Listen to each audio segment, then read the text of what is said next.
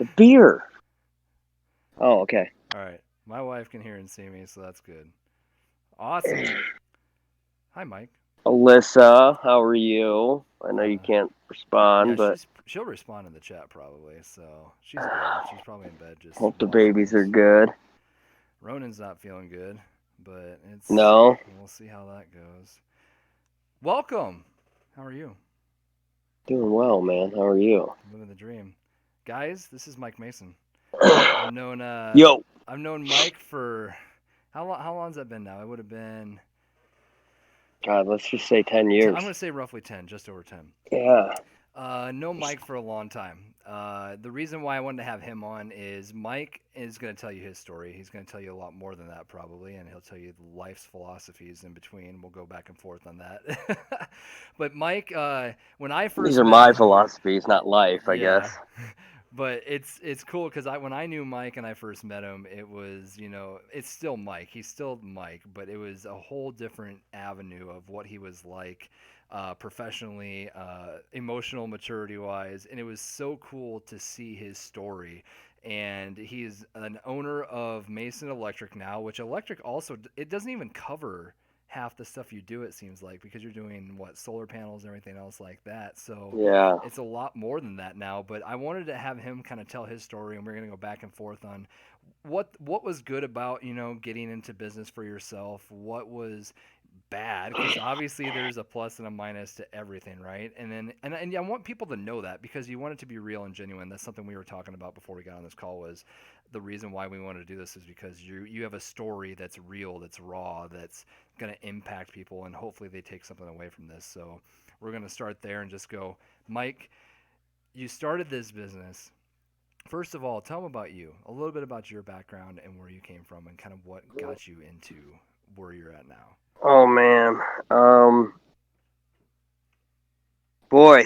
Uh, if you look at, like, my generation, even yours, Brian, I mean, we're in the same generation, but most people in our generation right out of high school, their platform was already like college, right? Yep. 4 years in some type of um, college in Iowa, people we knew. But mine, man, I just wasn't for me. I tried Hawkeye for a semester, and really it was me just fucking off for a semester. I pissed away a couple $1,000 and Yep. just it was more of a social interaction than anything, and not something that was for me. So I not that I was better or that I was going to make it a different way. It wasn't working for me at all. So I mean, I knew a guy who needed some hands on in his electric company, and um, he took me on. I started working for him. What's funny is I look back, and it was in 2018, or no, sorry, 2008. I was gonna say it's probably a little bit before that. Yeah, 2008. I started at $8 an hour, Brian. As a apprentice electrician. Yeah, Wow. $8 an hour. Jeez. And that was in 2008. I mean, that minimum wage was probably pretty fucking close to that. 725, 750 maybe. Yeah. Yeah. So, I went through trade school. This is what's funny is like I talk to people, a couple of buddies I have down here in Arizona now. I talk to them and I'm like, thank God I stuck with this and I did this because I legitimately, I mean, I'm handy. I can do stuff, but I legitimately don't know how to do anything else. Like this is all I've ever done. This is literally all I know. Like I, stemming off the whole like ownership of a company, like that was so backpedal, right? Mm-hmm. I went through my apprenticeship program. I did remodels for a while. I did new construction for a while. Met my wife in North Liberty, Iowa. Yeah, she's not bad. It's all right. Oh, she's pretty awesome. We moved down to Arizona in 2016 because her parents moved here, or her mom and stepdad moved here. Mm-hmm. And when we had kids, she wanted to be close to her parents. So if you can see, let me see if I can do this. You see the house with, you see where the American flag is? Uh-huh. You see that American Yeah, flag yeah, right I see there, it to lit the up on the left. wall? Yep. On the other side of that wall right there, there's a street, so their house is literally right behind that wall. Wow. So the in-laws That's live awesome. there. It's good and bad. I was gonna say that's close. Yeah, but you know what? Like, she's not gonna like this. But my mother-in-law and I have butted heads a couple times. But I tell you what, the having family close, regardless of how many times you butt heads, I don't know that Jesse and I would be in the same place with Mia or while Jesse was pregnant, had it not been for Jesse's mom, my mother-in-law, living across the street. Like it's a godsend, and I don't know what it's like. We're pretty spoiled to not have family close. So we moved down here. I started work for a company. Right off the bat, we did service work for a while. All that company did was service work, and then I just figured, fuck, man, this is. I go to the job. I bid the job. I go get the material. I do the job. I collect and run it back to somebody else. And So you were point I A had to been point doing it. Z. So you were front to back then in that one. I mean, I was start to finish. Yeah. Um, so I mean, the reality of it is, not even to church it up, like he found out that I was doing a bunch of side work, so he fired me. Mm-hmm. So Jessie had her nursing job and was getting her she had gotten her BSN down here, and so she had a really good job. And the medical field down in Arizona, compared to Iowa, is just unbelievable. Yeah. Like you top out at what, $25 an hour up there as an RN with buku experience, and you start at like $40 an hour down here, and the cost of living is cheaper, I was and gonna say it's cheaper. it's you know what I mean. It's crazy. Like it. So I got fired, but I had been doing side work for months prior to that, and bringing in pretty good money. Probably 5 times more than I was making with the company I was working for, and So how a did you do week. the side work when you were? So a couple of things. One, in every industry that has a special skill like this, like personal training, obviously with me in the fitness Yeah. world, I've seen a ton of trainers do work on the side, and So it's I mean, the reality of it is, it's super illegal. it is. Not super, but I mean, like you can get in trouble for it, it, but But you anybody already who's ever started their own company, like the interesting part about the whole thing is the company I'd worked for. At the time I was, like, fuck this guy and that guy, shitty owner and stuff like that. And I look at things so much different now. Like in hindsight, I would have done the exact same thing, and I have nothing bad to say about the guy because he gave me a job when I needed it. mm-hmm. And if I had a guy, same thing, doing $2,500 in side work a week, I would shit can his ass immediately if I seen him on the for sale sites and stuff like that on Facebook. And that's all I did was just post stuff on there. And um, Well, and as a business owner, you had it's. to do that, right? So I mean, it's I it mean, was I don't.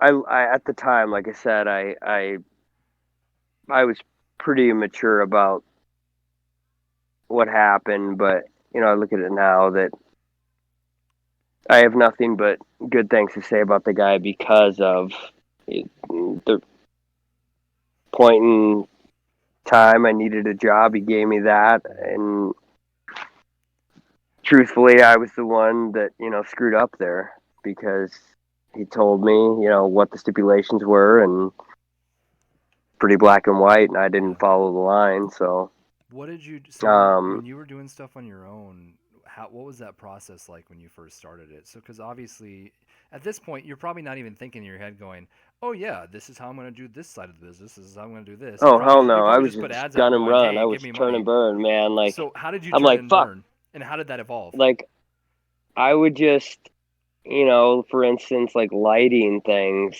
can lights and stuff like that. Like, I would just post pictures of work I was doing on the Facebook for sale sites and stuff like that. And I feel like uh, a big undervalued platform is like Facebook for sale sites and swap sites and stuff like that. It's free business advertising. I know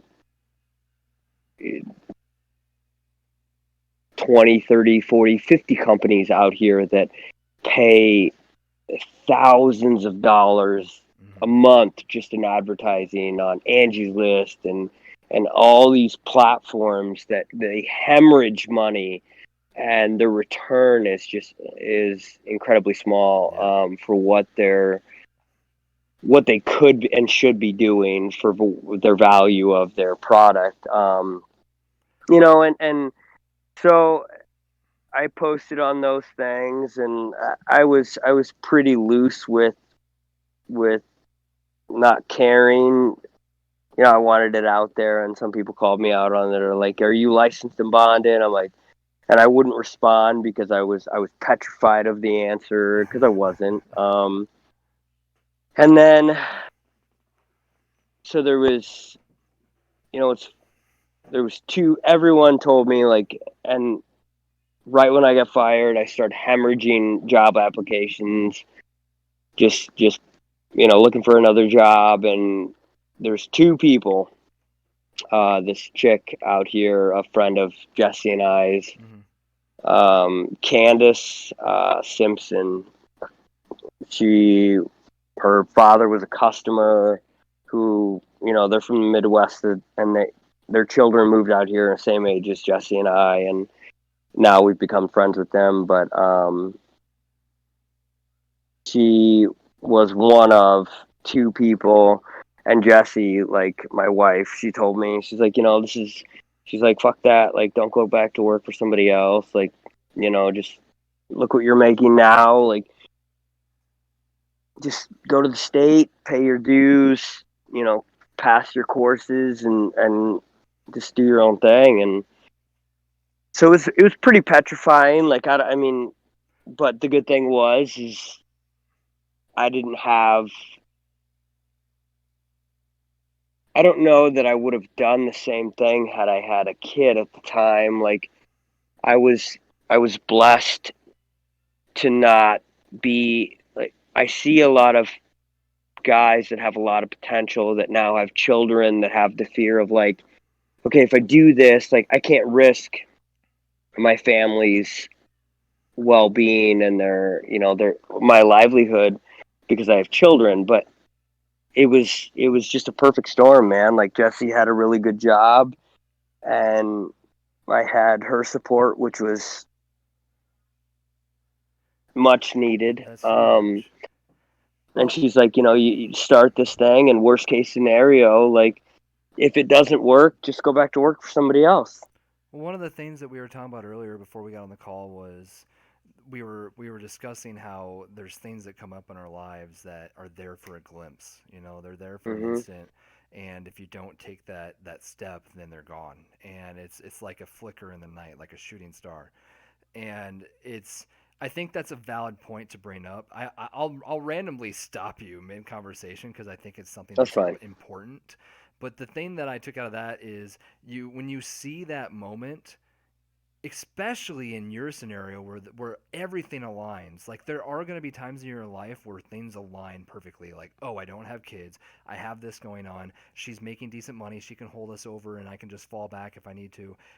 Take the jump, take the leap. And if it's something you're wanting to do, do it. So And the second thing that I took away from this so far was that you didn't do any formal advertising. You just threw something out there on social media. And I think that marketing, I'm not a marketing specialist by any means, you know. I'm a sales I'm specialist. garbage at it, dude. I can sell ice to an Eskimo, but I'm not a marketing person. I So gotta go inside, Brian. It's fucking freezing out here. but the thing that was funny to me on that was that you just put it on Facebook Marketplace, and it's I think that's a valid point to bring up as well, is that there you don't have to spend a ton of money on marketing No, if you have a good product and you're in the right market at the right time. So true. Um, I also feel like there's a lot to be said for. You also have to believe in the. There's value in believing in the product you're selling, right? mhm, Like it's easy to go to work for a company and say like, "Oh, we're selling like." I don't want to bash on anybody or anything, but like, say we're selling fucking fish hooks. I don't know, and like you've never fished in your life. yeah, If you don't believe in like what you're selling, like people can read bullshit, yep, right? Like yep, it's easy to say. It's easy to read people, especially like when that's all you do is you surround yourself with people. that's Like funny. I'm Have in you read 30 my book? homes a week.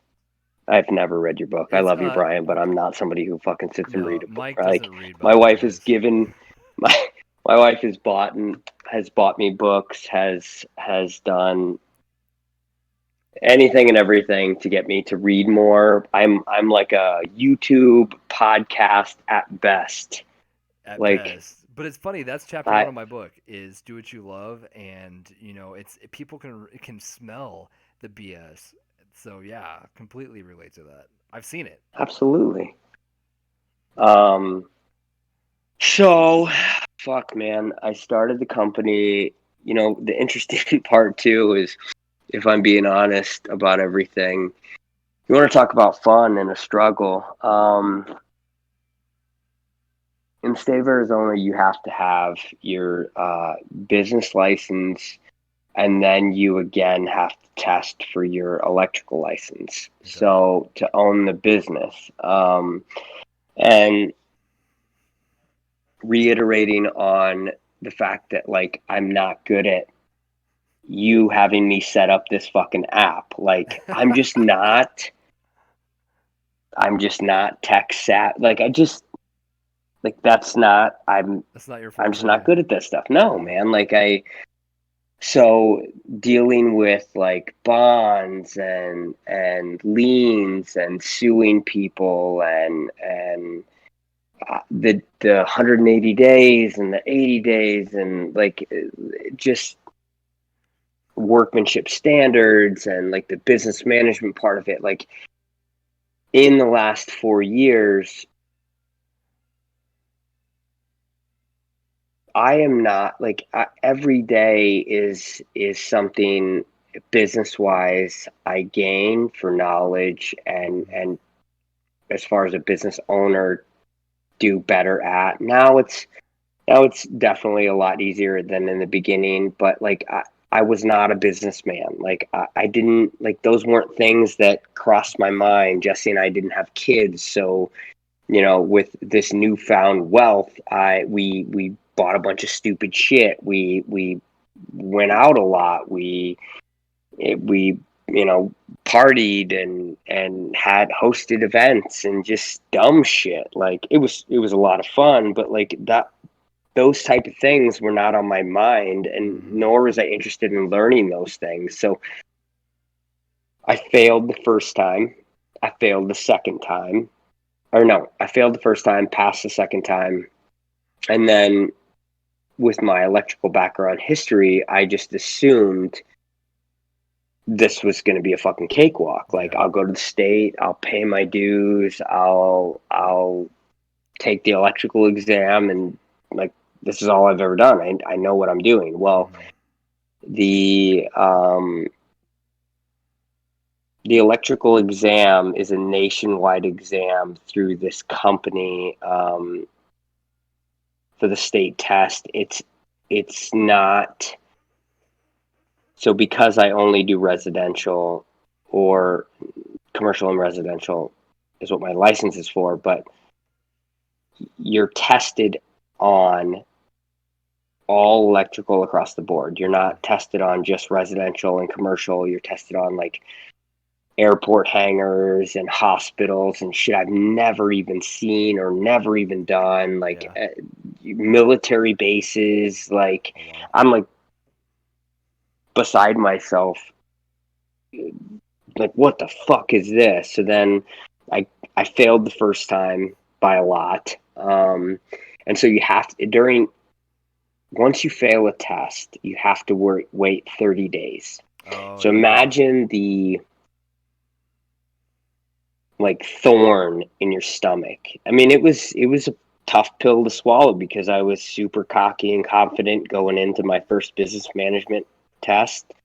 Failed the shit out of that, and then then calling my wife or the people that knew that I was going to take the test and being like, they're like, "Did you pass?" I'm like, sucks, I failed. And then 30 days of studying, and then went in, passed that one. First electrical exam, went in, failed the shit out of that one.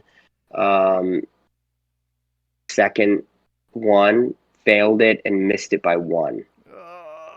Not only was that a kick in the balls, right? Because I had waited 30 days, took the test, failed it by one. Another kick in the balls because I had pumped so much time and energy into studying for this thing. Like, Yeah. I was just completely defeated, and just I just felt, like there's no way I'm going to get this. And if I fail it again, because it's not the same test each time. Yep. And if I fail it again, I'm like, you have to wait a half a year, and it's just, it sucked. And I believe that, most of what got me through this was I had a good support system from my wife, and as far as not only, there was definitely a lot of times where I'm like, fuck this, I'm going to go back to work for somebody else. I'm going to put a job application in. Maybe I'll do something completely different. And she's like, you know what? You just got it. Stick with it, stick with it, stick with it. You'll pass it, you'll pass it. And like the third time I took it, I even went as far as like calling my godmother, and she was like, you know what, we're gonna pray over this. And I prayed and prayed and prayed and prayed before I went in. I'm like, come on. Like, the shitty part about all of these tests, right, is you go into the state testing center, they clean you out, pockets and everything. You can't have fucking a watch, you can't have nothing. Like, Yep. And it's a 4 hour 4 hours you sit in front of a fucking box Ugh, screen, that's and gross. you're in this little cube, and they got a camera right facing at you. And I always made the comment, I'm not a good test taker. And watched this skit one time, and they're like, so you suck at the part where we figure out what you know, Yeah. right? Like, so you're stupid. It's like, I know this So information. How do I put that down on paper? yeah, but so like it's all, and the bad part about it was it's 280, or it's 80 questions, 4 hours, but like there's probably four. They ask the same question 2 to 3 times during the quiz or the Mm-hmm. test, and it's just a lot of it. Most of it is a play on words, right? They ask Yep. you the same question But in a just in a different way. different way. So, and the worst part about the whole thing, my experience was, at the end, you have to answer this bullshit questionnaire of like, how did it go? How was the environment? How was your testing center? What's the cleanliness of it? And this and that. I'm like, 10, 10, 10, 10, 10. Get the fuck Before out you of get here. the I'm done. final, does it give you the score Yes, after? afterwards. And then all the times, all those tests that I just talked about, there's this little fat fucking guy that runs across the screen with a fucking sign. He holds it up and it says fail. or pass. Like, Ooh. nothing makes you want to put your fucking fist through a screen more than that fat fucker holding up a sign that says fail. And your anxiety, you're sweating. Like, it's miserable, man. It's horrible. So long story short, you had numerous opportunities to bail out. 5 months of And testing, if you look at it. so 5 months of testing. So consistency is obvious. You obviously wanted to do it, and secondarily, having a support group for anything sounds like it's Yeah, really important. Because had you it not has had to. that, who knows what would have happened? You know, like, oh no, I'm going back. Bye. And If I didn't already have like some type of a foundation, like a home, a wife with a career already, a wife, I don't know that I would be in the same situation that I'm in. Like you and I talked about before this. I see some friends of ours that we've had for years. And I've watched some people even that are gifted with how they speak, and I do believe that there's like the window of opportunity is a door that, like, I don't feel any of us are just parents aren't born rich, not given anything. Like, all of us are. We're not talking about politics or religion on this thing, but like, I don't feel like I'm brown, yeah, right? yeah, I can say this with confidence that I have a successful business for many of things that have worked out for me, for the doors that were open, and I walked through them with nothing but being scared. There was no confidence to or boasting or my chest up saying like, fuck it, I got this, like I deserve this, like nothing but being petrified every time I walked through that door, just hoping the fucking thing didn't hit me in the ass on the way in. yep. That's awesome though. Seriously, like it anybody who says you, we're all the resources out there available to any gender, any color, any trailer park, anything is unfolding to me. It's Well, I and believe that. I agree, and I think the case in point is, to your point, is you see people that had a good upbringing, that had all, the opportunities that people put on a cloud and say this person had this privilege of opportunity, and you see them squander it and waste it, right? And then you Yeah. see an individual like yourself, and I'm going to say this because Mike isn't going to say this, right? And I would never expect you to, but Mike went from something to where he had to build it from the ground up. He didn't have, things spoon fed to him. He didn't have, but the resources, to his point, were still there, right? To your point, they were still there because you looked for them and you just took that leap of faith, being scared shitless out of your mind, just hoping that something sticks on the wall. And it stuck. And not only did it stick, but it climbed up the wall and over the top. And and to our, like when we were talking about before the call, is there's always learning opportunities, right? Like you're never gonna be at the top of the mountain. Like the mountain's always gonna be climbing. However, the spot that you are on the mountain today, to me, in my eyes, has been so cool to see, because you started at the base of the mountain and you just you just took something that you grew into, that you were good at and had a lot of support on, and threw into it. So I got a funny question. Um, when you first decided to go on your own and you had to hire your first new hire on your team, I hope to God it was an admin person or somebody that could help you out with the paperwork and the technological things that you You would know do. what's funny about that is this is an interesting part. And when it happened, it bothered me so much. And now, like, I look back on it and I'm like, You have always corrected my grammar and spelling on anything and everything. And Bug it the shit out of used you. to, be, because I was so embarrassed, I think, Uh-huh. I was a shit. I was uncomfortable.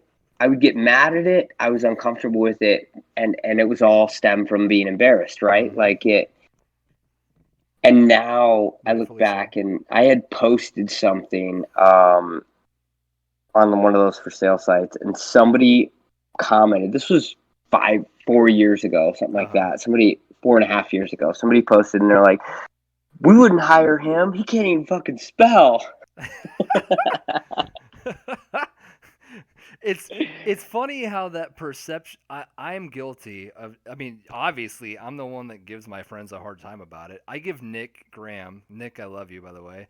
I give Nick Graham the hardest time because he has a graduate degree and still can't spell the word dog. Thank God for speed texting. Yeah. Thank God for speed texting. So, But anyway, it, um, so what was your first? the So what was your first hire? So let's because obviously I could talk to you for 4 hours about this, but I don't want to be a buddy of mine, who I had worked for or worked with in the company that I had got fired, I actually took him with me. Okay, got it. That worked out for a while, and then that wasn't electrical. Didn't end up being what, if you want to call it, his calling. I Mm-hmm. don't know. Like, Yeah, there's no fancy term for it. no, that makes sense. Electrical was not his forte. He was good at it, while he did it, and then it, man, employees is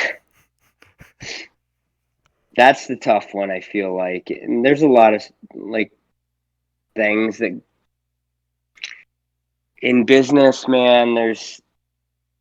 I always say this, like, I can say this in full confidence, and not being arrogant, cocky, nothing. Like, I do believe in my own head. I'm a great electrician. Mm-hmm.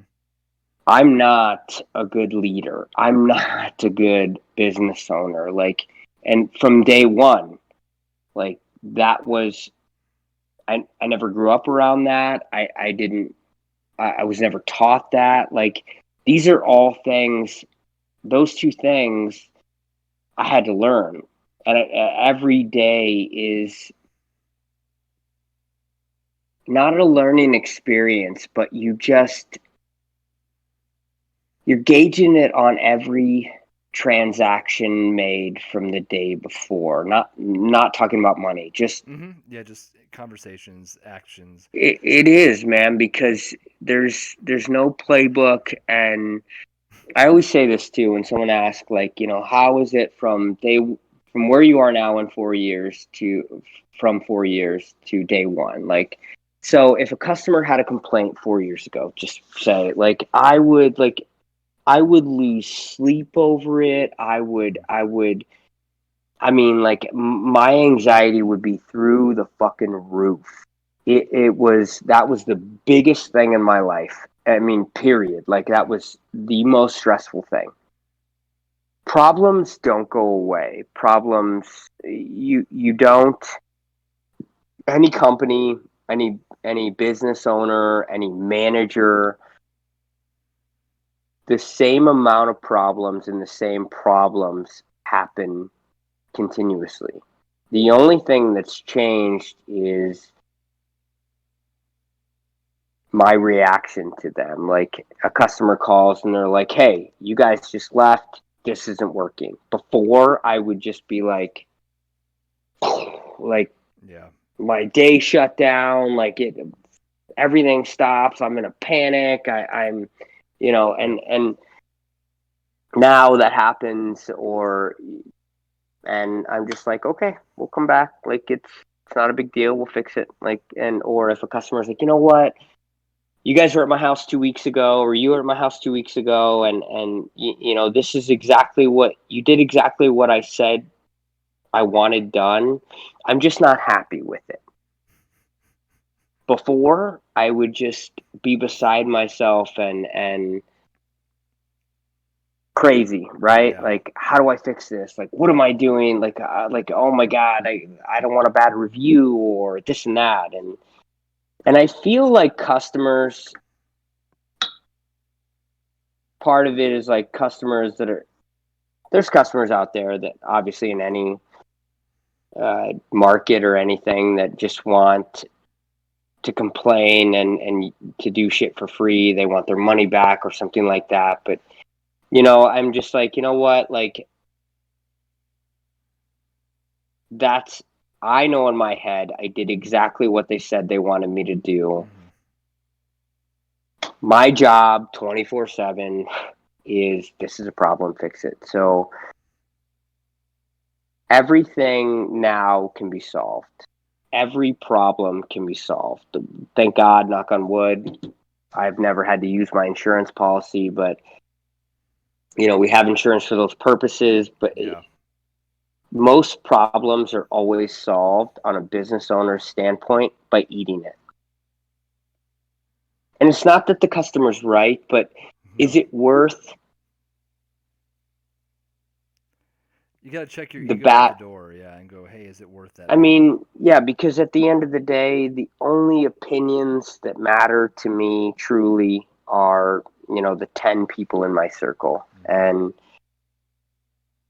if somebody's like, I'm not, this isn't really what I like, I'm not happy with this. Two things. One, I could be like, you know what? Well, you told me to do this. I gave you a price. We walked the job. You agreed to it. I agreed to it. We did exactly what you said. You paid me. We're done. If you want this changed, you're going to have to pay more. Hmm. What taste is that going to leave you, Brian? Or you just be like, you know what? So it cost me a couple $100 or 50, 60, 70, $100 to go back and be like, you know what? Susan or Lauren, Yeah. we'll come back. It's not a big deal. We can change this. It's not a big deal. There's no need to stress about it. Like we'll change it as long as it's not like crazy, Yeah, right? Like, exactly. You have to have a but limit. like easy fixes. And I can't tell you the amount of times that they're like they go back and they post a review or they tell us at the end like, you know what, like we anticipated paying for this, like we're happy. We weren't happy even though they did exactly what they said they were going to do, and they came back and made us happy at the end anyways. Like it, I don't know. It just There's a lot. everyone says bad. There's especially in Arizona. There's a lot of shit talked about contractors. Hmm. Um, Not enough talked about the customer. I feel like contractors they they take a beating too, but like you said, your ego has to be checked at the door, or it's not about your home life at work. No. It's not. It's not about how your friends see you at work. It's not about none of that. All that's gone. There's so many You, points that you bring up right now. There's two different things right now. So one, let's go to the customer base. It's I've dealt with a ton of customers in my life, a lot. And you kind of get to learn personality types as you see them, right? instantly, Like you'll as the more people you talk to, the more you realize that, 30 oh, homes a week. I've seen this type of person before. I know how this is going to go down, and at least you can prep for it. But at the end of the day, here's how I look at it, and I'm glad that you do this way because I do. Deep down inside, I want to go, no, we did this exactly how you wanted us to do this. I'm going to charge you. Like my inner person wants to do that just out of spite. But Mm-hmm. I also realize that they may be having a bad day. Something may be going on in their life that caused them to think wrong. Like something they may be, getting through a divorce right now. Like we don't know what's going on in somebody else's world, and or they may just be a dick. And if you are a dick, read True. read my book. Don't be a dick. But it's the whole point behind that is that we're all here on this earth to have a good time and better each other. And if you have to stress about the fact that they want to change something, and to your point, as long as it doesn't come as a huge financial burden to you, you're going to get back two times what you put into it. So Right. if you go above and beyond to give somebody a good experience, you're going to see a return on that. It may I not mean, be right away. let's talk about the reality of it though. Like I can sit and fake this conversation and say like I'm a super nice guy all the But you're time. not. I'm not. I'll take the beating financially and cuss them out on the once I get in my vehicle and never do work for them again. Yep. But I don't need that hanging over my head to the where they have leverage on me Exactly. ever. And customers,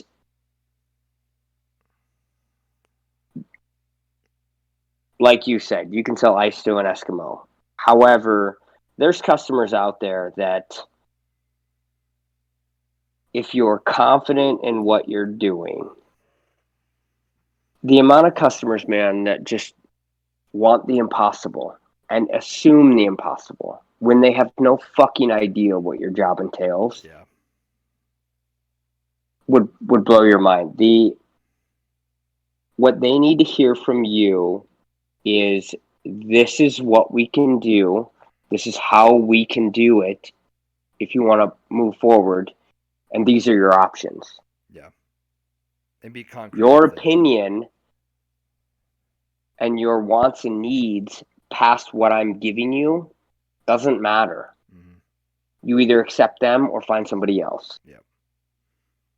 And just draw a line in the Customer's not sand. always right. No, they're not. No.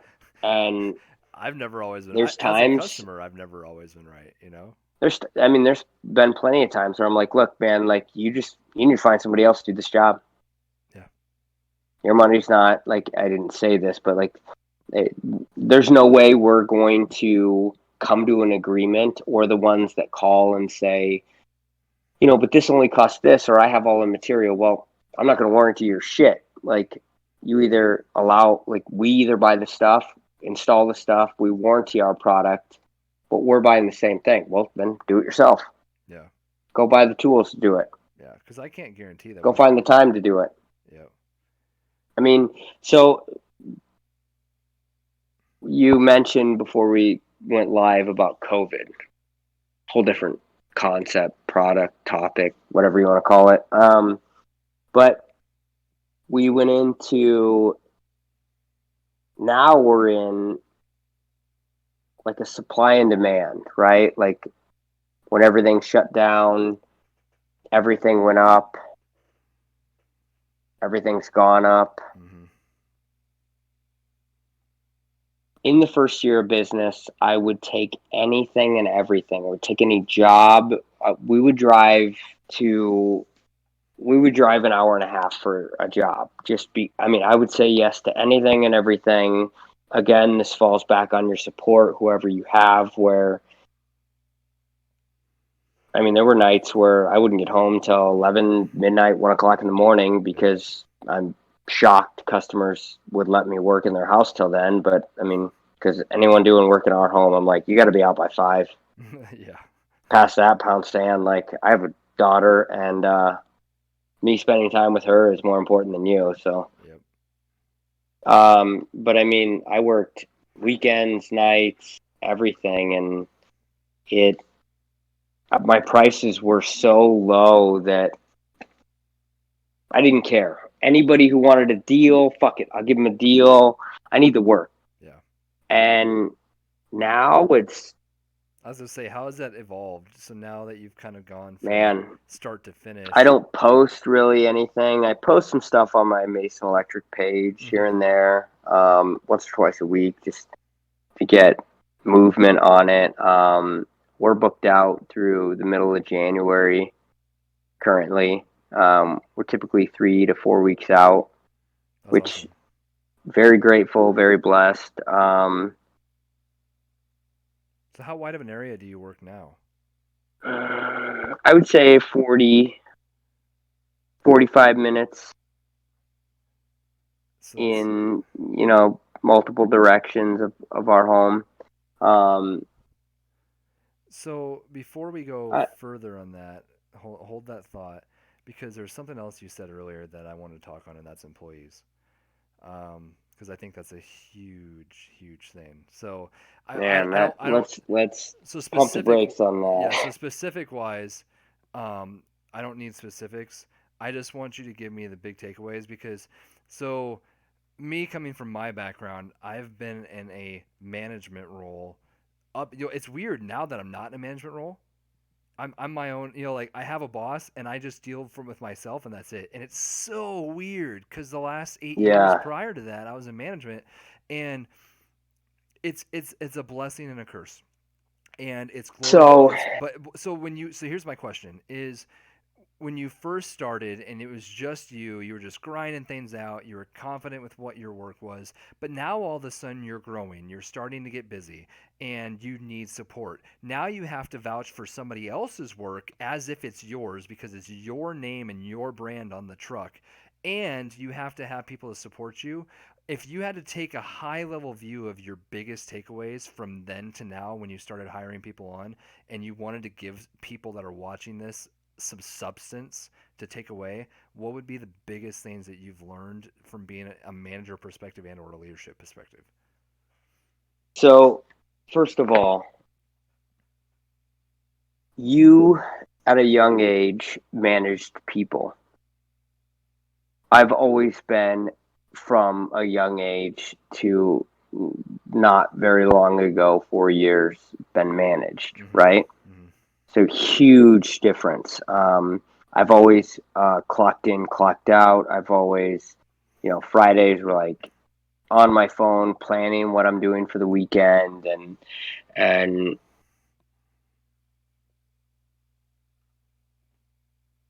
it's I don't know, man. It's a hard question to answer. It is.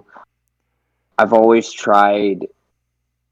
There's such a hard line to walk with managing people and being their friend and being their boss It's tough. and being too nice, being too generous, being a dick, yelling, not yelling, being empathetic to their home life and realizing, they have shit going on at home just like you do. It's just there's no playbook. The biggest takeaway, man, and I don't do a good job at it. The biggest takeaway I could say is there's not enough empathy in. Like I said, I do not do a good job at this. Mm-hmm. Biggest We take business mottos from the 80s, 90s, and early 2000s, and we still think they work. They don't work. Like, I'm a dick all the time, and I, I, people, your employees are everyday fucking people. You and Alyssa, like, you have two kids, you have two careers, she has a career, you have home, you have family, brother, parents, two sets of grandparents. Like, you have at any time a ton going on at home. Mm-hmm. When your employee comes in and he's on his phone, you don't know what he's doing, or he's in a bad mood, and his release is to be angry, or his release is to be mopey, or instantly somebody with my personality or maturity level, if you want to call it that, is to like, what the fuck? Like, boom, boom, boom, boom, Yeah. boom, right? Like, that's the reality of it. And where do we get that stuff? Like, look at Steve Jobs. Like, he beat the shit out of his employees. How can we get the maximum? And that still happens to this day. Like my All wife, over the like, place.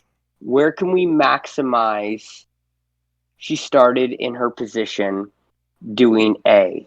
Now, because she does A very well, they want her to do B. Mm-hmm. She's like, what the fuck? so she accepts it. Now they want her to do A, B, and C, right? Like She's not that's getting paid any for A, B, and company. C. No, that's not also what she signed up for. Yeah. So, but across the board, that's any business and any company. Like, even though I pay my guys more because they now know more and do more, I expect more in the reality of it that I'm Mm-hmm. paying them Yep. realistically. Like, I'm I don't know, like more empathy in the workforce is definitely something that I would recommend to anybody starting a company. Like, nobody will ever treat it and like you do. It's yours. Why would they? Like, people who say, I have another buddy who's a business owner down here, and he's like, I just need to find a guy like motivated family guy like me, like that I can teach everything. And I asked him, I'm like, why the fuck would he? Like, why would you do that? What's your goal on that? I said, if Yeah. he can do everything you're doing, and he's motivated like you, why the fuck would he work for you? Why wouldn't he start his own thing? That's That's what what I I said. did. Yeah. Like, you know what I mean? Like, Yeah. you're never going to get employees. You're failing if you want a perfect employee Yeah. across the board. Or Like, expecting you're not. perfect. Yeah. Why would they do that? I think That's I. because they don't want the responsibility of owning a company. You're ignorant if you say that. Like, anybody who's matching your work at your own business, like, you're dumb to think they're not going to do their own thing. In Well, especially yeah. my line of work. And that was something we noticed right away. So we hired. So a perfect example. One of my previous employers, they hired somebody on that was extremely good at what he did. Right. I still talk to him this day. I almost ended up taking a job with him, and extremely good at what he did. He was there for less than 6 months. You know why? Because he was so good at it that he wanted to find something better. And not like Right. where he was currently at was bad, but he wanted to find something bigger and better for him. And so the other thing that I like that you said was the empathy, right? So I struggle with, because we just talked about it, like when you're at work, it's work. When you get home, you want to shut that off and you want to have time with your kids and your family. Yeah, but let's time out there. Like, But there's the reality of that. Like, anybody. that's not life. No, So, and two that's things. yeah. Anybody who says you're a business owner, you can make your own schedule is fucking stupid. One, and two, they've never owned a business before, because you move to where your work is. Like, you take the work. Like, you don't just get to sit back and be like, you know what, I'm gonna sit on my fat ass on the couch and be like, this one looks good, I'll take that. Like, Yeah. in the beginning, like I said, I worked 7 days a week. I killed myself, 10, 12, 13 hour, 14 hour days, like, for 2 years. There, anybody who says that never owned a business. There's nothing simple about owning a company. No. It's just like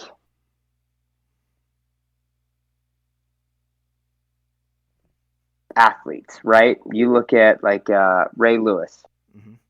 In the beginning, you look at his decision making, right? 15 years, whatever he was in the NFL. Roughly. In the end, he did a speech. He said, it's still as difficult today as it was 15 years ago, or whatever it was. He said, but the only thing that's different, and this is the same as owning a business, you just get better at making decisions. The only difference between an employee and an employer is the ability to make a decision Hmm. in the blink of an eye. Yeah.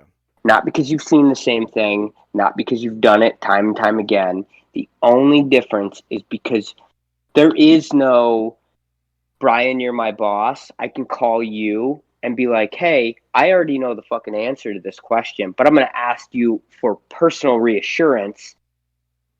An employee needs reassurance. Employers don't.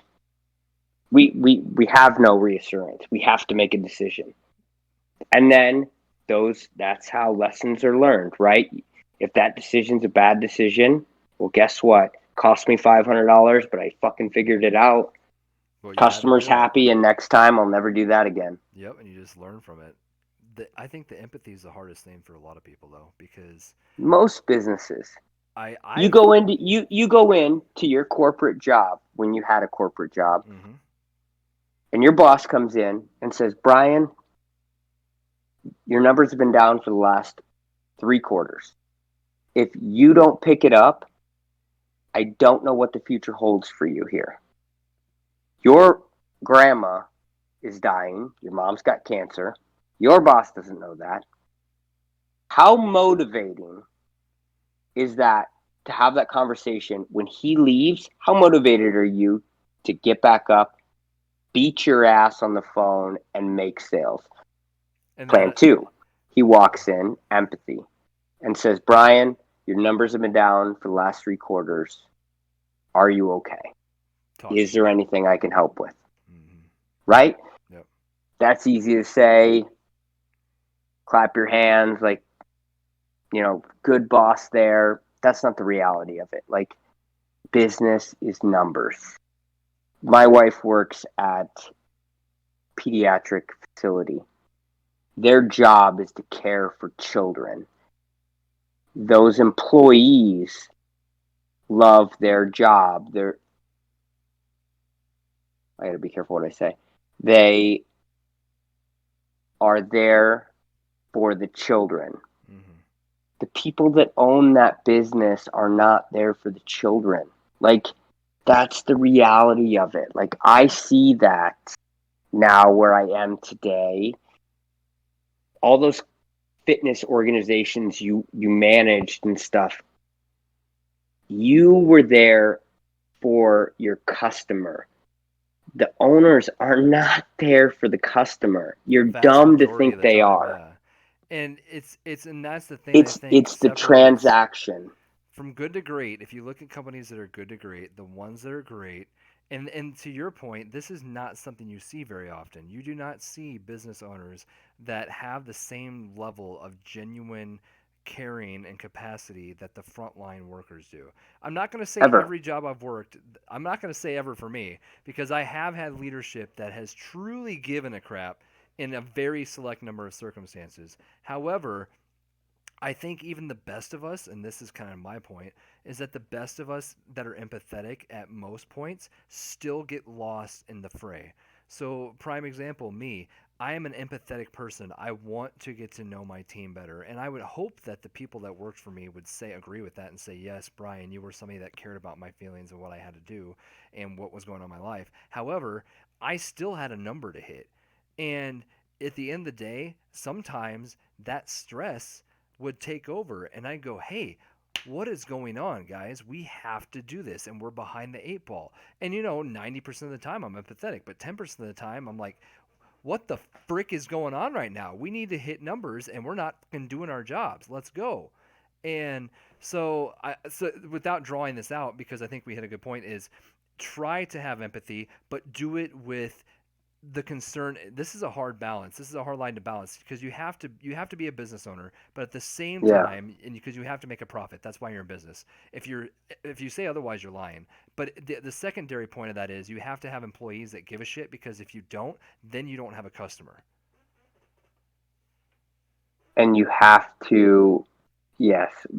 So I had a guy tell me a while back, he owns a HVAC company out here. Hmm. He said, because he had fed me so much work and referrals, and he asked me to do a project at his home, and I'm like, you know what, dude, this one's on us. You've pumped out, how many tens of thousands of dollars of work and referrals towards us. Like, I am very grateful. He's like, you will fail as a company if you do that. He's like, never ever, unless it's family, do work for free. He's like, you're stealing from your children if you do shit for free. Yeah, He's like, charge me a fucking fair amount and move on. He's like, never do work for free ever. yeah, that's cool. That's True. that's a cool thing to say because I that mean, is it's right. true. I mean, like, because being nice is one thing, but I can't tell you I don't know, man. Like, there's so many. I feel like it's based on person to person because there's a select few people, but I've built such good relationships with a handful of customers that I won't hang my in-laws fucking Christmas lights. There's some old ladies that I go to their house and make my employees and myself, we hang their fucking Christmas lights. Don't charge them. Go back in January and take them down for them. It's just,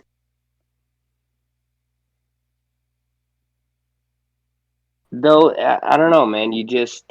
I have had phenomenal success in gaining relationships, lifetime relationships with customers that are now friends that have been to my daughter's 1 year birthday party, have been to, who have sent us gifts and things for Mia and check in on us and send us Christmas cards, and we send them.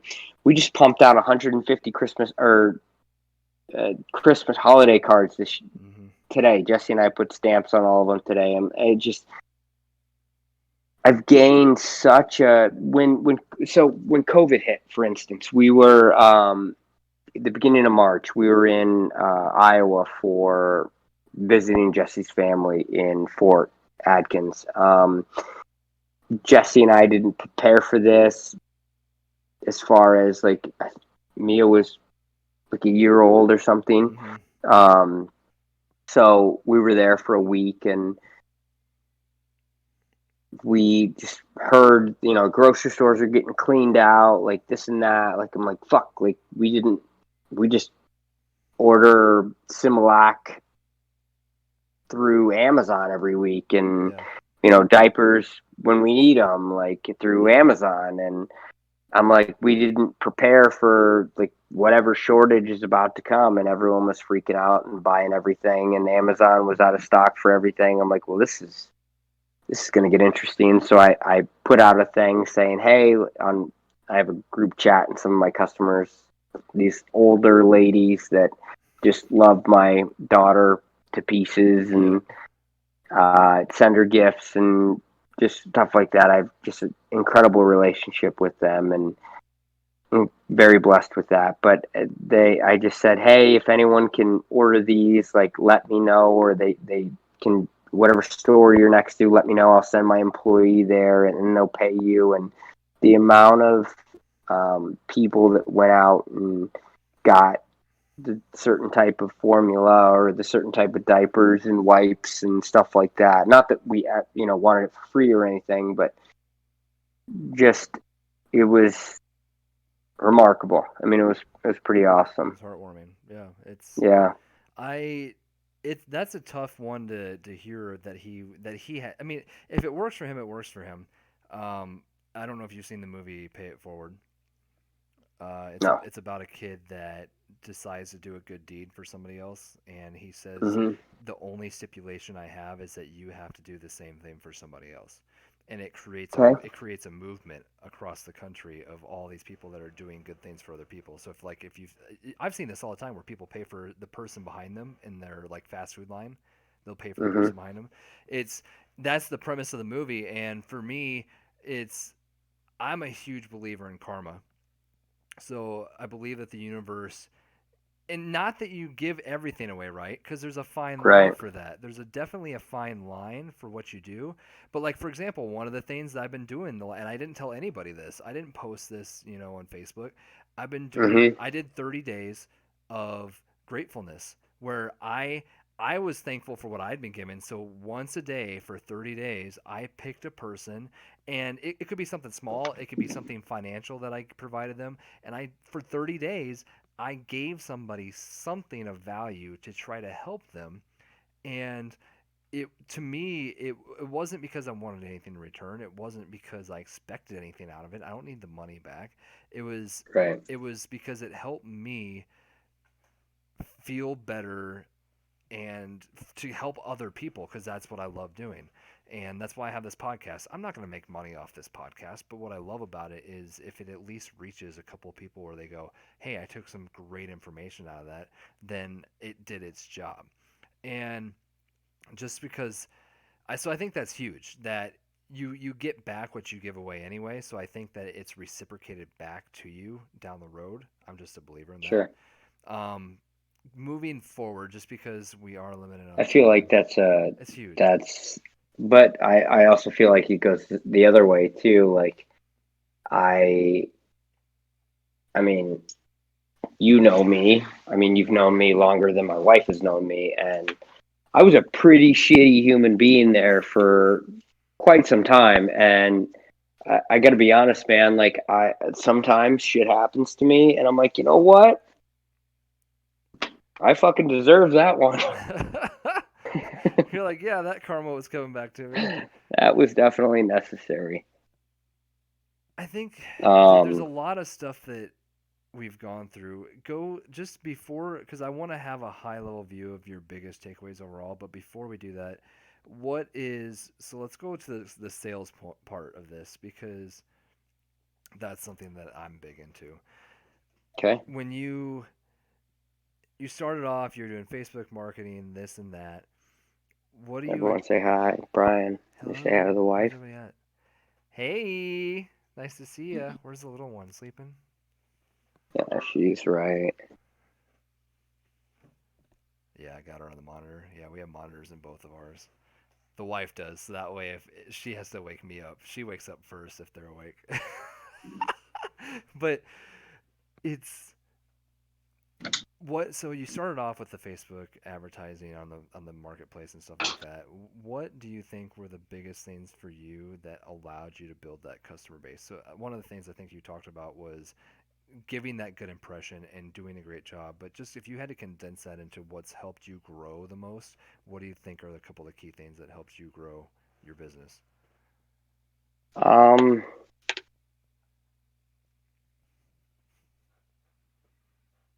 uh, shit, man.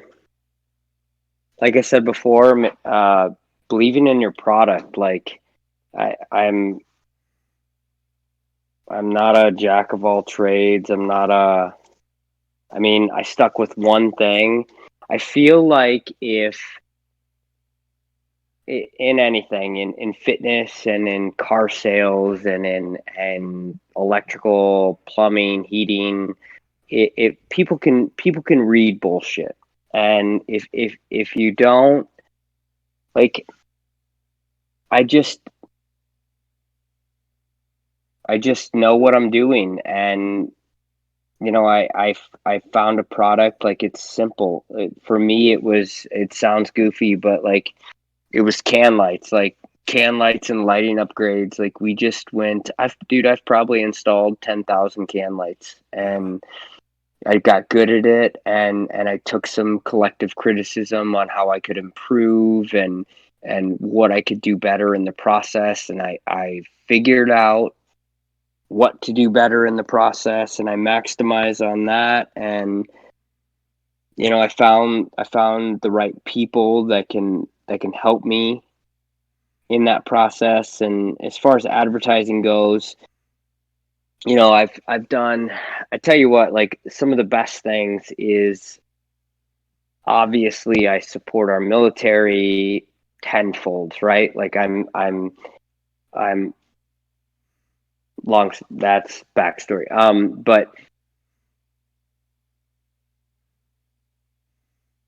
people love people. People love people they can relate to, right? So Yeah. first things first is I started, like, this little banner is was up in a I sponsored a gymnastics school. Like, I sponsored that for the last 2 years. Golf tournaments, the Veterans Cortabella golf tournament. Like, Mm-hmm. I sponsored that, and 5 grand there. But tenfold I've made that back. But people, like I don't want to sound shitty, but like let's just be real. Like it Yeah, be real. did I care about the event? Not really. Like it got me 12 of my friends who are some of them are veterans and some of them weren't. Like got 12 of us to play in it. It was an all-day event. We got to play golf. Like all of us loved it. It I was know you love fun. your golf. We got to drink during it. Like did I give a shit about the event? Like I know that sounds bad, but the reality of it is like people love people and companies they can relate to. You can't relate to me if I'm drinking a fucking toddy or something like that, or a fucking fancy drink. Like most people aren't fancy. After like all of my friends, I know this sounds weird, but like one of my best friends is owns a plumbing company, and Uh-huh. he just he's earned more money. He's got a ton of money, but because of what he's earned, and he drinks fucking Busch Light. The only beverage I drink, Brian, Bush Light is Busch Light. that's high class. I don't know what you're talking about. But the amount of people that make fun of me for that, like, is astonishing to me. Really? Yeah, Like, that's we'll go fine. to restaurants, and Jesse, will kind of be embarrassed a little bit, but and some of my employees will be embarrassed too because I'm like, "Do you have Busch Light?" They're like, "What the fuck is Busch Light?" You're like, it's a cheap And ass but beer. That's what it is. it just, there's a level of reality I feel like that comes into owning a company. Like all of the bosses I've ever worked for had boats, had muscle cars and fancy cars and big glorious homes, and all well deserved, right? Not taking anything away Hmm. from that. However, how can you respect that? And I know it's the reality of business and stuff like that. Like, but there's no, you can't relate to that as a customer, and especially if you build relationships with those customers, and as an employer to employee, like you can't relate to that if you feel not that I'm better or you're better as a business owner than the employee you have, but if you're driving a Ferrari and they're driving a 2019 Ford,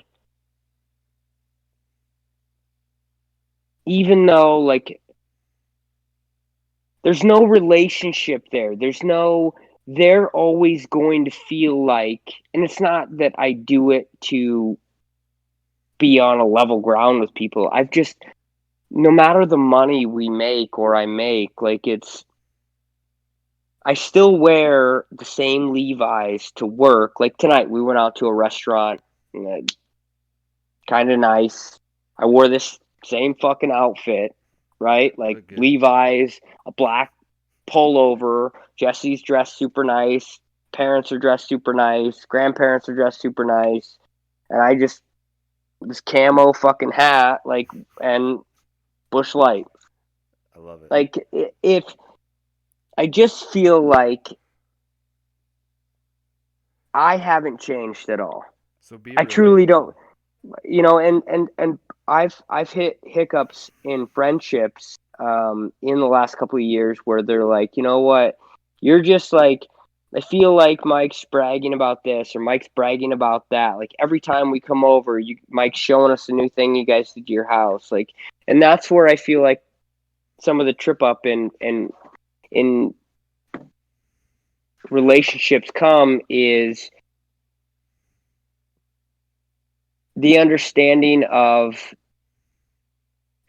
it, who said that, like that workout dude Brian, where he was he died on like a train, laying under a train or some shit like that. Oh dang, got dark. No, what was that dude's name?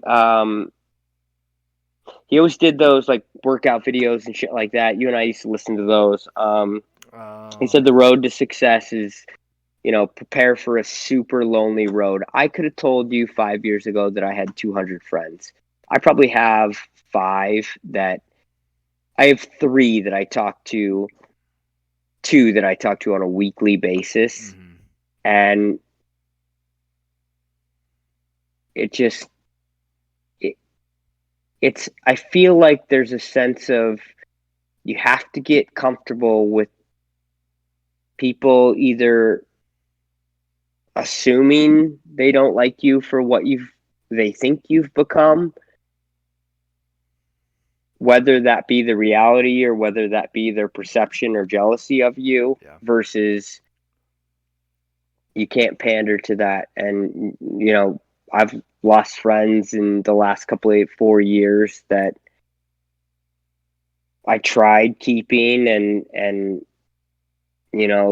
some stuff that they've said or done that, Jesse's a very introvert and non-confrontational person, and she's like, well, just let it go, or like, it's not a big deal. And I'm like, You're not the like same me. You're type of like you're person. type A. I'm like, you know what, fuck them, and I don't need their friendship. Like, my day still turns, and it's not that I'm better than them, but like, you just, there's a lot of twists and turns to this, Brian, and And that's going back to marketing, and I keep branching off in a lot of different things, but people can smell bullshit. I love our veterans, and I love sponsor. Like, I've done an ALS tournament, I've done veterans tournaments. Do I support our veterans? Absolutely. I love that, but I'm also not naive. Don't get tripped up on that. Like, anybody who's a business owner knows that, you know what? He's also doing this for the flip side, whether he hates our military or loves them. He's making money off this. well, yeah. Otherwise, you wouldn't do it. I mean, let's be But real. but I also see that most people see, oh my God, we're going to use him because he supports our military. Hmm. It That's true, but I also know they see that, so that's also why I do it. Yeah, it's a Like, twofold I know thing. that sound, yeah, I mean, there's a double-edged sword there. And I don't think that's necessarily a bad thing because it's I'll give you case in point, and it's I gave a shout out to um, and I'll say it out loud because I don't think it's a bad thing. So Ryan up in Iowa that owns all the Next Level Fitnesses or whatever he calls it now, all the Yeah, gyms. Well, yeah, he had created an app, right? So he created a fitness app that was called Accountability Buddy, where if you didn't do what you're supposed to do for your workouts, you have to pay your friend that's holding you accountable. I thought that that's was an awesome. amazing idea. I was like, dude, that is Yeah, so legit. So I shot him a note and I said, hey, I think this is a really legit idea. It's cool. Keep me in the loop. Let me know how it goes. And I just shot him a note saying, "Hey, keep it up. Great job." And I shared it. I just shared the post saying, "Guys, if you're having problems with accountability, check this out." And I did that for two reasons. One, because I legit care about a small business owner and I think it's a really good idea. So I actually genuinely had that. But two, I knew that if I did that, I was going to see that kickback at some point in return. Like when I start to post stuff that he likes, he's gonna be like, "Oh, hey, blah blah blah blah," and so to your point, you have to be genuine about it. I think that's I wholeheartedly agree with that. Is that people can smell that crap from a mile away. I've had bosses actually before I got baptized and got into the military. So right before that, I had a boss. I'm not going to mention names. Who I could smell the bullshit from 8 miles away, dude. Like it was yeah. that bad. And I finally got fed up with it, and I became a negative person because I was around it all the time, and I was like, no, I gotta get away from this. So long story short, I want to do a recap now. Is if you had to out of everything we've talked about, right? All the stuff we've gone through, if you had to recap and somebody walked up to you and said, Mike, I'm thinking about starting a new business, what would you say the biggest things that you learned were that you would want to tell them going into it? Like, if you, like, just five things or less, what would you say? Hey, these things are something that I wish I would have known before I started. Do So this. for one, man, owning a company, like, most people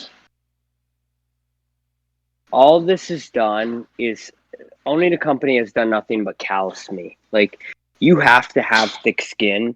And I know that's such a cliche statement, but there's nothing fun about it in the beginning. There's nothing.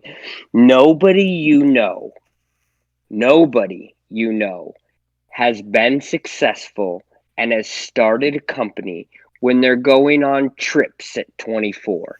You you have to, dude, you have to. I nobody sees what I did. Nobody. My wife is the only fucking person who saw it at 26. And leading to that, I worked my face off too. But you have to legitimately. Any advice I can give to anybody is nothing, unless you have kids. Nothing you do in your 20s fucking matters. Nothing. Your trips, seeing the world, hanging out with friends, video games, none of that shit matters. Put your head down. I put my fucking head in my lap and worked for 4 years, killed myself. I was fortunate to have a wife who believed in what I was doing and stuck with me because she didn't, dude. Here's the other thing, the flip side of it that people don't get to is you have to also understand your spouse didn't sign up for you being gone mentally and physically 24/7 when you start a company. Yeah. They don't, man. Like, No, they even the don't. military, you look at the military, Yep. they didn't sign. I mean, most of them met their spouse when they're going into the military, or maybe they win it. I don't know, but like, they don't sign up for that stuff. Like, so the reward to that at the end is Jessie can have whatever she wants, whenever she wants, however she wants. Like, my wife and child want for nothing. But I was a very absent husband for and fiance for how many years? Yeah. Because I mean, there were nights where I didn't get home till 11:30, 1 o'clock in the morning, working my fucking face off, and she went home without, or she went to bed without saying goodnight, like, or without me being home, and Yeah. it that's a part too. There's so many different roads on this podcast that you have to look at. Starting a company is the support system is truly as important as the product you're selling. Because if you don't have that, man, if my wife would have been against what I was doing and not supporting me and not this and that, like, I'd be working for somebody else right now. Yeah. Um, Back to what you do in your 20s, like, people are like, I want to see the world, or I don't want to squander, my youth. Like, fuck you, man. Like, I'm 31 years old. I'm fine. Yeah. Like, I put my face down and I worked my fucking balls off. Well, I and built a company, I built a market, I built a name, I built a brand. You have to believe in your brand. You have to take care of your brand, whether that's sucking your ego, whether that's sucking your money, giving up your money. Like, another thing is too, like, I've had people be like, why would you pay for this, or go out to dinner and I'll pay for 6 people, two, three, four, $500 dinners. And they're like, what are you doing? Like, why would you do that? Like, another part of it is too, Brian, the reason I truly believe I'm successful is growing up super poor and without. It's not where people take it. And this is where you can see where your friends are too. yeah. Where people assume that you're bragging or boasting or trying to be cocky or doing, like, or why would you do that? Like, that's stupid. Like, keep your money, make them pay for it. Like, I never had. And, like,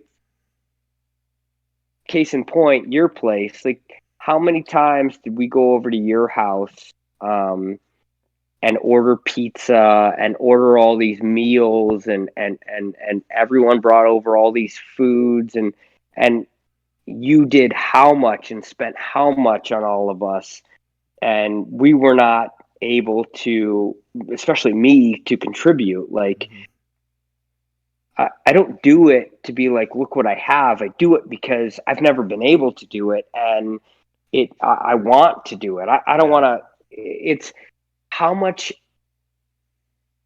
your level of happiness is definitely not predicated on how much money you have. It's I can how much guarantee you can you that. do for your circle. Yeah. I've it's God, that's I think that's huge. I'm gonna recap what you just told me and all of that because I wrote it down. I was writing on my wife's piece of paper here. Bills. I was talking. Yeah. What is this? This is her desk for her office. So it's not PII. So we're good. Um, it's I was talking to one of our other good friends actually about 9 months ago about this exact topic, and because he was making really good money at one point, and he stopped doing that industry because he was not happy. He No. the more money he made, the less happy he was because the more that he had to put into it. And it was crazy. He moved back to Iowa and said, "I would rather make X amount of money where I can be happy with where I'm at in my life and be able to give it back to others than make double that and completely hate where I'm at in my life." And there's that everybody has their own point there, like what everybody needs to make to be happy is And different. dude, and if people want to go one way or the other, that's cool. Yeah. I have an opinion towards neither. For me, for instance, when COVID hit in early March, we became a level of busyness I was unprepared for.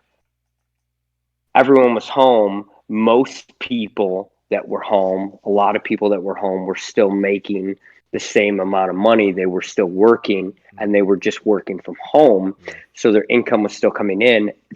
The amount of home projects and remodels and upgrades people were doing, astronomical. Yeah. So we were getting, like, our volume went up 40%. So Jeez. our prices then went up 40%. Yeah. 7 weeks ago, we started doing, it, I just did a thing. I heard it from a guy, and I'm like, you know what? Another business owner did it. I'm like, you know what? I'm only 31 years old, but fuck it. Maybe it'll work. Maybe it won't. I don't know. So I started taking every Friday off. We work 4 days a week, hammer the fuck out of those 4 days a week, make a ton of money, cram as much projects in as we can in 4 days. And everyone, including myself, gets Friday, Saturday, Hmm. Sunday off. Yeah. Now, here's the catcher.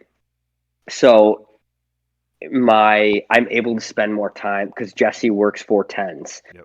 and I'm able to spend more time with Mia individually, Yep. because then Jesse's allowed to do, not allowed, but Jesse's able to do, like today she went and got her nails done for an hour, and I spent that time with Mia, went to the park, Hmm. uh, like, and then we're able to spend time together. We're able to do stuff in the home.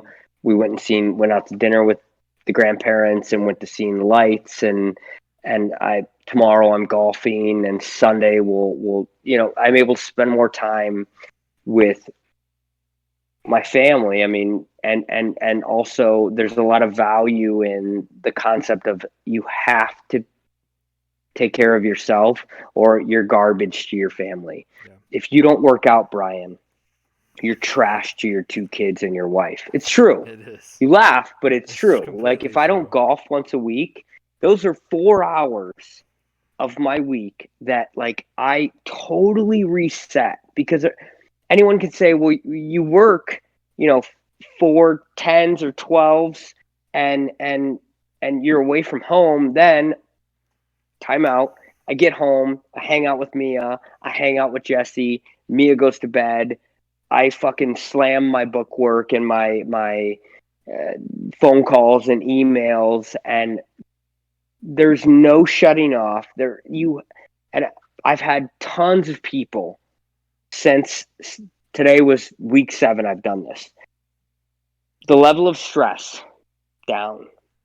I've had a lot of people tell me, you need to work Fridays at your age because you could be putting all that money towards your investment portfolio and then retire at 45 instead of 50. Yeah.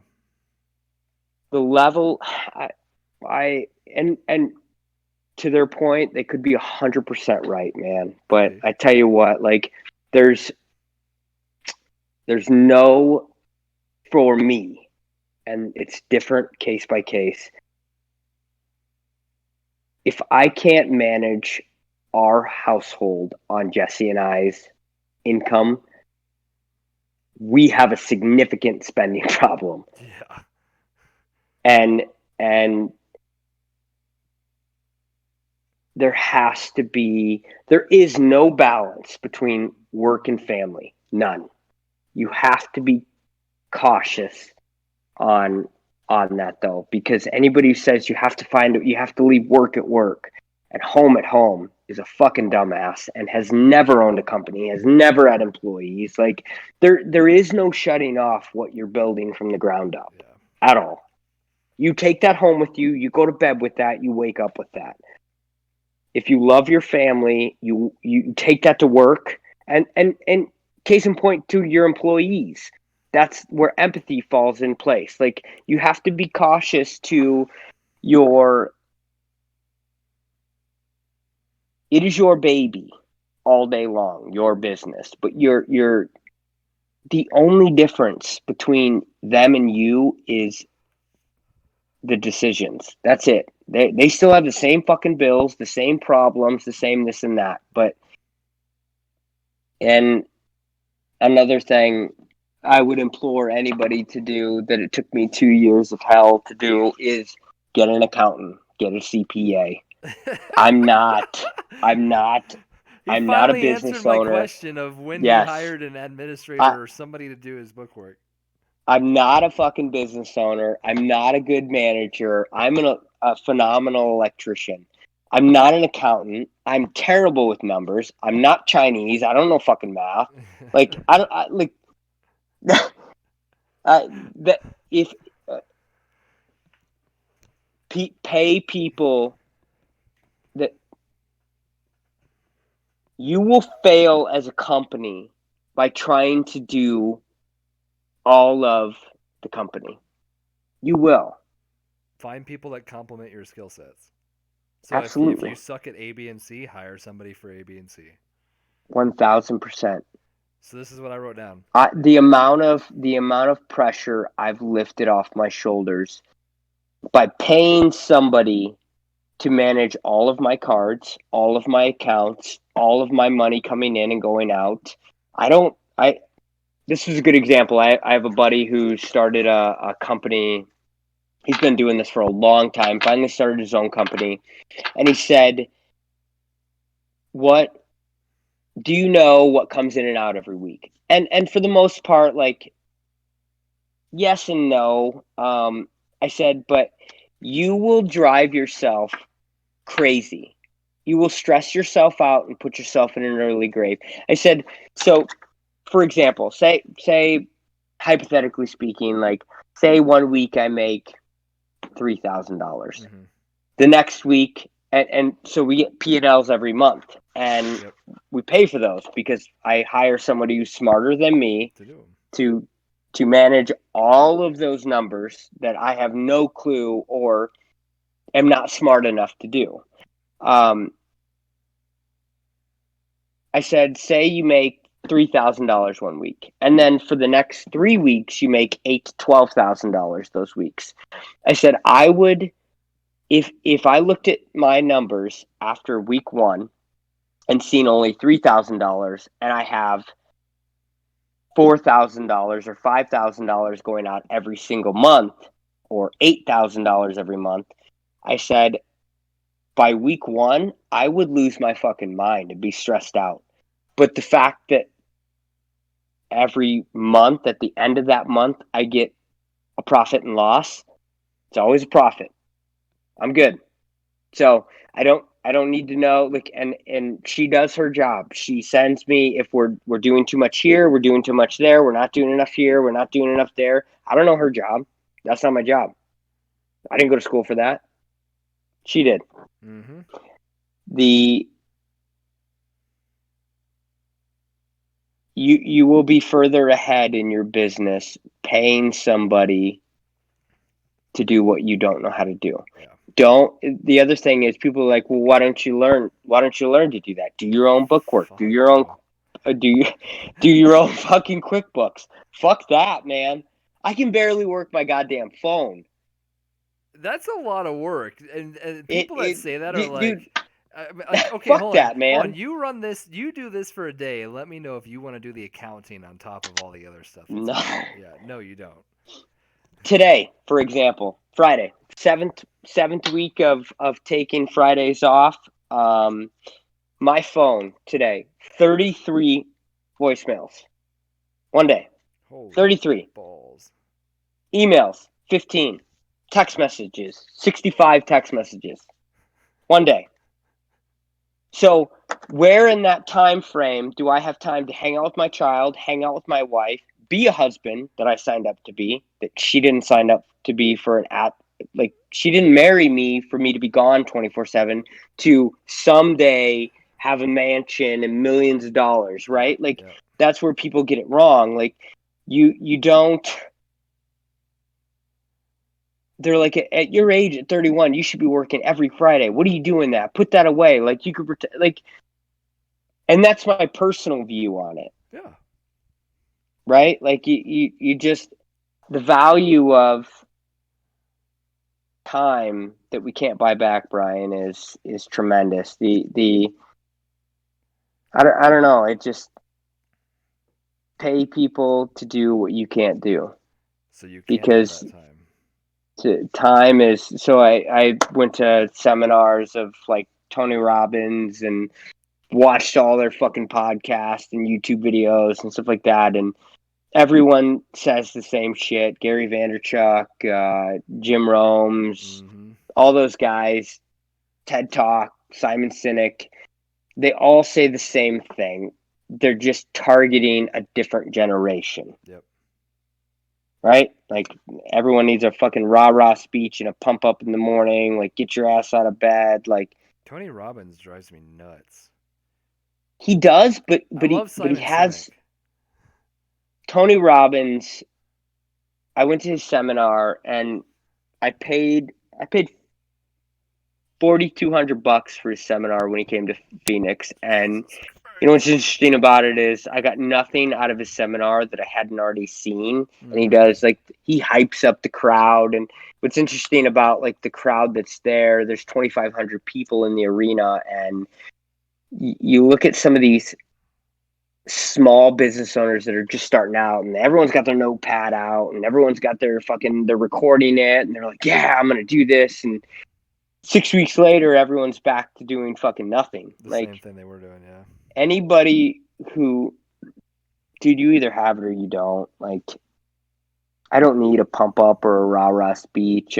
Most days suck, as far as, like, there is no magical saying or light switch that fucking turns on in the morning. Like, normal human being, like everyone else. Like, there's days where I hate rolling out of bed in the morning, but 6 o'clock comes around, or go to the gym at 4 o'clock in the morning, and I'm home by 5:30, 6 o'clock, and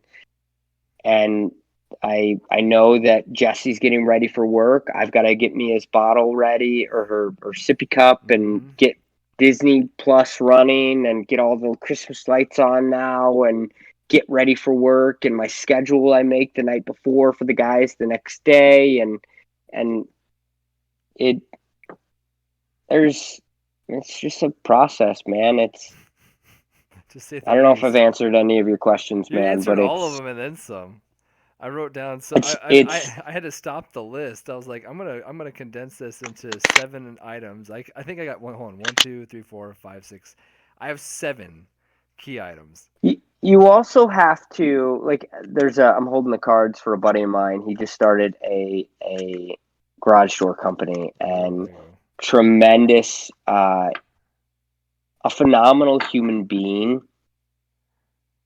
And, I've recommended him and recommended him, and he's always taking care of the customer, always good reviews back, but just like light years behind his value. Uh-huh. And I feel like, so I talk to customers here and there, and sometimes like, I'll peg them and say like, we, I know you already went with us. Like, what's the, like, you had other estimates. Like, I'm just curious. Like, was I off? Was I where was I on this whole thing? And he's like, and customers are like, you were in the middle. We found a high. We found a super low. We found a couple in the middle, and you were in the middle. So we took you based on reviews and stuff like that. Like, I feel like you have to put yourself. You have to hold value in the dollar amount that you're worth. Like, Mm-hmm. because some people, I know a lot of customers that are like, you know what, we find a high, we find a medium, we find a low. We always take the medium. We never take the Most people lowest. do We take never the take the medium. high. Right? So if you're super, super low, even though you're a good person, you're going to lose the worth of your product. The value of your product goes down because they think you're not going to do as good of a job. Absolutely. And Yeah. that's where they're wrong, but that's where you have to learn also. Yep. That's funny because Ask me. I remember where I read that. I read about that like in one of those podcasts or whatever it was. It was talking about how you find that happy medium versus being the highest or the lowest, and it was crazy. There's there's a lot to take away from this, and I knew there would be. I wasn't concerned about not having enough material. In fact, I honestly have been holding back on asking more questions because I could make this podcast 2 hours longer. But Hit me. Any question? What do you want? no, I think so. This is what I took away. One, you have to have thick skin. It's just Very. hands down. You're gonna have to have thick skin. Two, you're gonna have to be ready to put in the time, and you're gonna have to be ready to grind. And alongside of that, though, with the grind, you have to find your must-haves in your life that make you happy, and find that balance to still enjoy the must-haves while putting in the grind, Very hard to do. which is hard, very hard. I've been there, done that. Have a great support But system. What's up?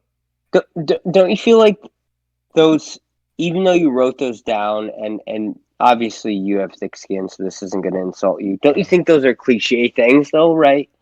they are and they aren't though. It's something that But people, it's easy to say, but but it's a lot harder to everybody takes practice. that for granted because they're like, oh, I'm super tough. I ran a marathon, this and that, and I've done this, and I've been overseas and helped at a church camp and shit like that. Like,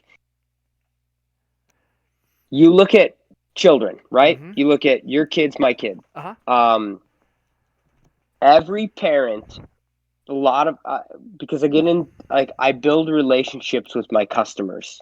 For instance, COVID, right? Like, that's a tightrope we're all walking, and I feel bad for the companies that are truly suffering from this. We've been very fortunate to not be.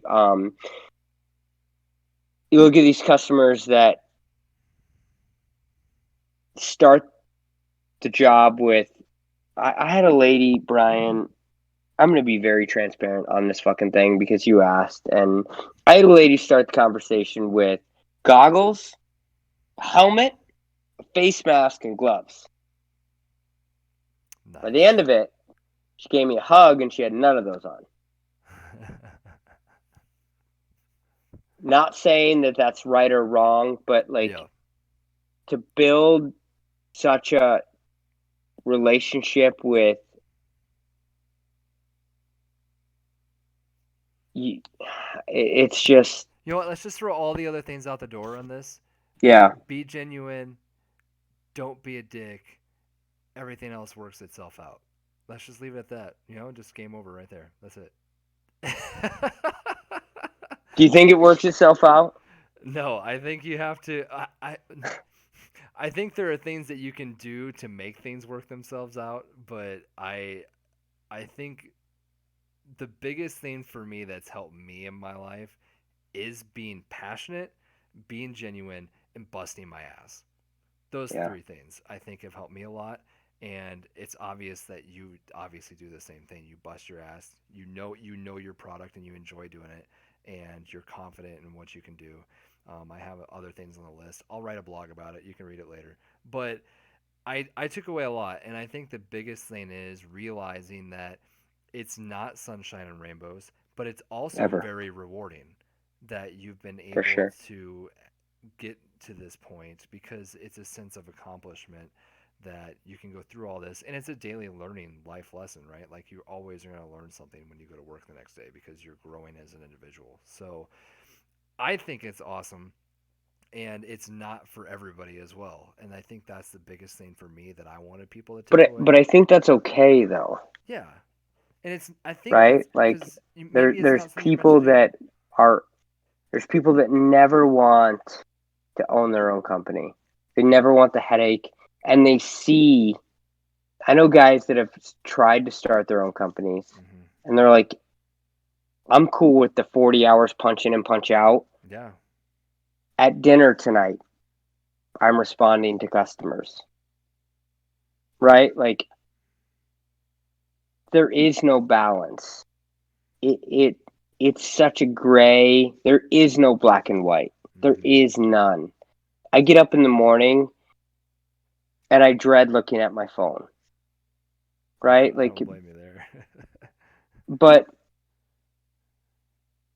it's like I said, man, the problems never go away. The only thing that changes the longer you're in the game That's how you is react. your ability to solve problems faster, quicker. Like, you don't, if a customer complains, how do we fix it? Because their reaction to your solution versus you telling them to pound sand, mind blowing. Mine freaking blown because nobody You know what I does it. mean? Yeah. Because they're expecting you to tell them to pound sand, Hmm. and when you're like, you know what, we'll come do this. I had a customer. We did this $5,000 lighting project in their landscape lighting, and their transformer was kicking out and kicking in the middle of the night. Never had that happen. And the customer, she's like, she called me, she left me voicemail. She's like, hey, I paid top dollar for this and for a good product, and this is happening and that's happening, and I can't say that I'm truly happy. Came out of the gates hot. So I called her. I'm like, hey, let's just call her Joanne. Yeah. Hey, Joanne. I said, hey, it's typically not something that happens. I said, but it could be just a bad transformer. Maybe, you just get them sometimes. I said, well, we'll be back next week. We'll swap it out. I said, if that doesn't fix it, we'll put two of them in. I said, it doesn't cost you anything. It's on us. Oh, okay. Like your reaction to solutions, your reaction to problems truly gauge your development in your business. I believe that. No, I love that because customer service is a lost art. Ex- Human relationship is a lost art. yeah, because of this is one of the I don't mediums. like her. She's not my friend, No, but you did her right? right. You did right by her. I did right by my service. I did right for what I believe in. Yeah. Like, I did right by my product. Yeah. That's where it's a very small concept when you start a company. If you don't believe in it, that stems in all your customer service, your product relationship, where you buy your product, how you get your product, how you install your product, how much money you charge. If you don't believe in your service, It changes you're done. everything. Yeah, it changes everything. 2 years, done. Yep. If you're not in business, not making money, if you're not in business in 5 years, you've failed. If you are, you've made it. How many Pretty years are easy you at now? concept. 4. Oh, you got Be one to go. it'll be 5 in September of next year. That's awesome. So then you It's can say you crazy. made it. So I'm gonna call you in September of next year. You know what's funny is I thought about it too, and I had some mixed reviews on some people that I valued their opinions greatly. Give me their opinions on it, and it's a hard pill to swallow, to be honest, because I had a company last year, at the beginning of this summer. I had a company offer to buy my company, Mm-hmm. um, and they offered me 3 times what we made last year. Yeah. And I would have to work for them for 6 months afterwards. So I'm like, fuck, this is a huge number. Like, I don't even know what that is. Like, what do I do with that type of money, right? Like, Yeah. it's crazy. And part of me is like, this is. So I asked some very few select people, and one person in particular stood out, and she said, um, well, "Sell it, 1,000% sell it. Why would you not like that? That's just start another company, right? Or invest it and just live off the fucking the interest on that money." Mm-hmm. And she's like, "You're making a decision based on your ego." And in hindsight, she could be 1,000% right. But I thought about it, talked to Jesse about it, and Jesse's very, her opinion is based on solely what makes me happy, right? Always. It's never like calculated or based on numbers or anything. She's like, if I believe in you, so if I if you believe this is the right decision, I'm that's where I stand. Yeah. So I declined the offer, and but part of me is like, did I make a bad decision? Yeah. Because was it my ego? It, I believe in what I'm doing. Like, I Partially. love what I'm doing. I don't look at the number. Like, my family's taken care of. Like, I don't know. And now part of me is like, you know what? In 20 years, someone fucking offers me a number.